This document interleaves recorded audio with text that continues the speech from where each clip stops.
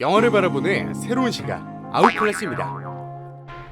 항공사의 부기장, 의사, 변호사를 넘나들며 사기를 치는 한 소년이 있습니다. 범죄마저도 천조국 클래스를 보여주는 이 소년. 도대체 왜 이러는 걸까요? 물론 돈 때문이겠지만 무언가 설명이 살짝 부족한 것 같습니다. 자, 오늘의 아웃클래스 영화 캐치 미 이프 유 캔과 함께 이 소년이 도대체 왜 이런 범죄를 저지르게 되었는지 분석해보겠습니다. 오늘의 주인공 프랭크는 꽃다운 나이 16세 소년입니다. 세계 16세 4대 천왕들과는 달리 꽃미모를 자랑하는 이 소년은 사기꾼입니다. 그런데 도대체 왜 이런 비행을 저지르게 된 걸까요? 그가 저지르는 비행의 꽃은 위조 수표를 만드는 일인데요. 어쨌든 결국은 이렇게 감방 신세를 지게 됩니다. 자, 그렇다면 이 소년은 어쩌다 이 지경이 된 걸까요? 이 소년의 범죄의 원인은 영화 초반에 등장하는 한 장면에서 그 힌트를 얻을 수 있습니다.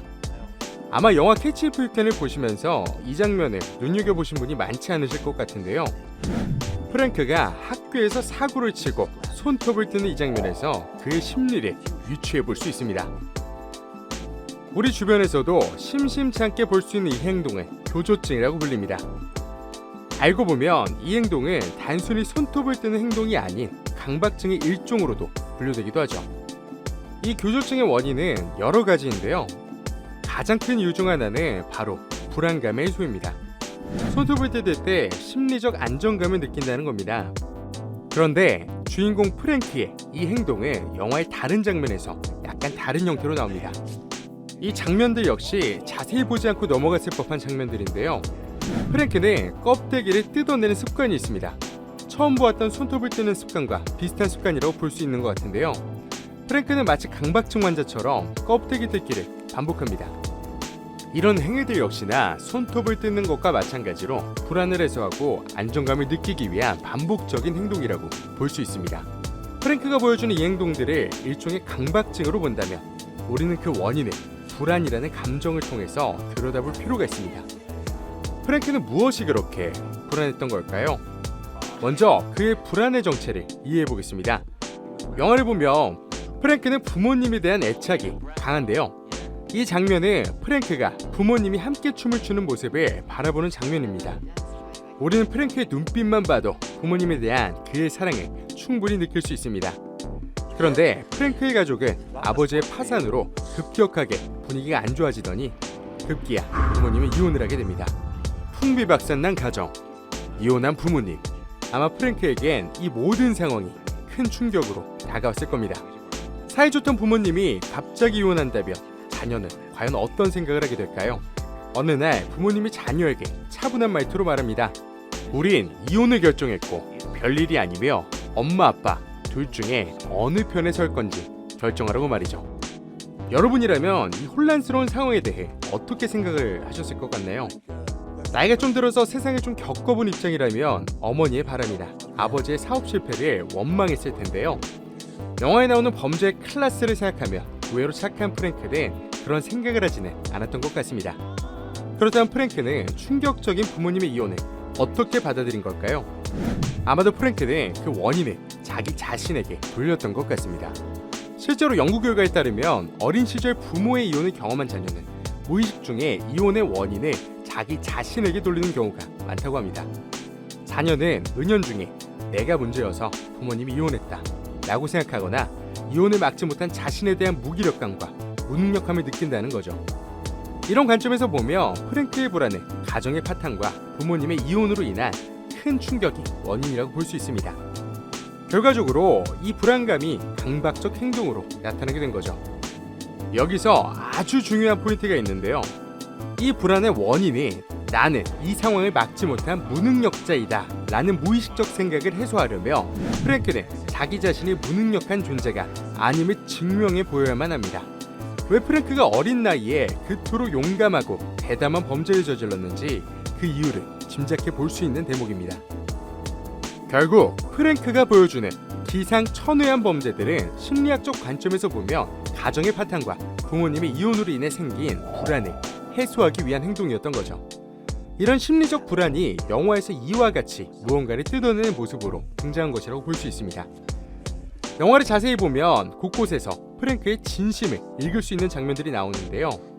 프랭크는 사실 돈 자체가 목적이 아니었습니다. 보시는 장면처럼 프랭크는 돈 때문에 잃게 된 것들을 되돌려 놓고 싶어 합니다.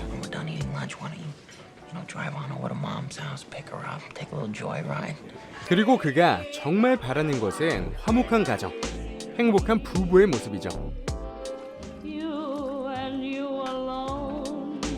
그가 범죄를 시작할 때는 겨우 16살이었습니다.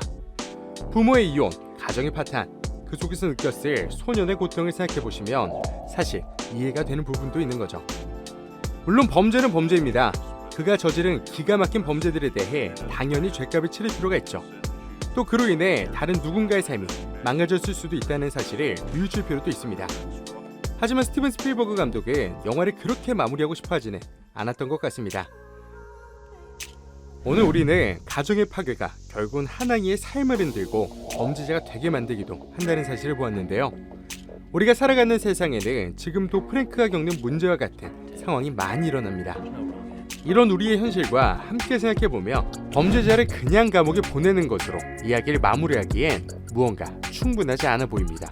그리고 스필버그 감독은 이에 대한 약간의 해답을 영화 속에 담고 싶었던 것 같습니다. 영화의 결말에서 프랭크는 놀랍게도 FBI에서 위조지폐 범죄 수사에 협력하게 됩니다. 감방에서 오래오래 썩었어야 할 사람이 어떻게 이렇게 된 걸까요? 그건 바로 칼 헬레티의 존재 덕분이었습니다.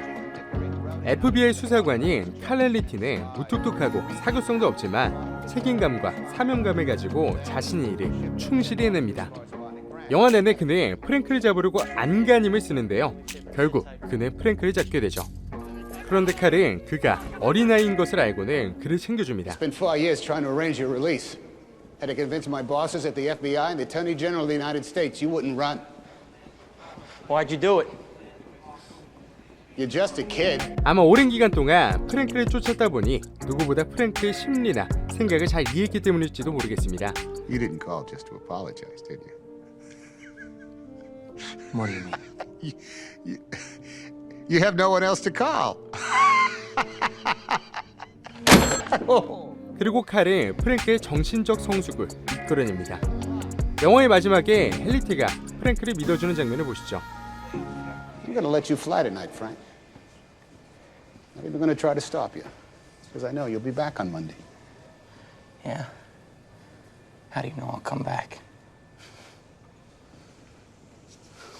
Look, Frank, nobody's chasing you. 결국 프랭크는 도망가지 않고 돌아옵니다. 어찌 보면 이 대목에서 헬리티는 프랭크에게 부모의 입장을 대신하고 있는 것 같은데요. 프랭크에게 가장 필요했던 것은 사기를 권장하는 철없는 아빠나 바람난 엄마가 아닌 제대로 된 부모였는지도 모르겠습니다. 이처럼 영화의 결말은 프랭크의 잘못은 온전히 프랭크만의 것이 아니며 이를 회복시킬 수 있는 길 또한 필요하다고 말하고 있습니다. 영화 캐치 미 이프 유 캔은 이렇게 한 사람의 삶이 회복되는 모습으로 마무리됩니다. 옛날 영화여서 그런지 이건 실화다 라는 약간 오그라드는 자막과 함께 말이죠. 오늘은 영화 캐치 미 이프 유 캔 속 한 장면을 통해 주인공이 범죄자가 된 원인을 분석해보았습니다. 함께 보신 여러분의 생각은 어떠신가요? 여러분의 생각을 자유롭게 댓글로 남겨주셔도 좋을 것 같습니다. 구독과 좋아요도 잊지 마시고요. 영화를 보는 새로운 시각 아웃클래스였습니다. 감사합니다.